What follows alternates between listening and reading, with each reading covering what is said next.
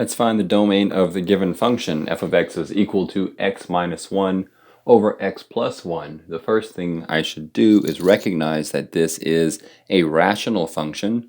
Okay, so typically we think about our domain as a span of numbers that go from negative infinity to positive infinity. Okay, then we check, depending on the type of function, for any holes in the domain. Okay, in other words, any bad x values. And for a rational function, the bad x values would be anything that makes that denominator equal 0. So I'm going to take the denominator, that's x plus 1, set it equal to 0, and that's going to tell me where any holes in the domain are located. Okay, so let's subtract 1 from both sides. 0 minus 1 is negative 1.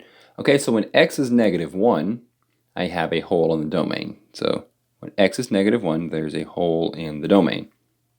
Again, that means if I plug in negative 1 into that function, I end up with something like negative 2 over 0, where I can't have 0 in the bottom. Okay, so negative 1, we're not allowed to plug it in.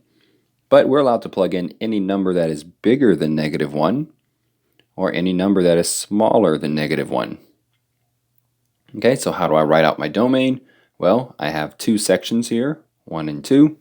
The first one spans from negative infinity to negative 1 in parentheses, U for union. The second part spans from negative 1 to positive infinity. Okay, and those two together make up my domain.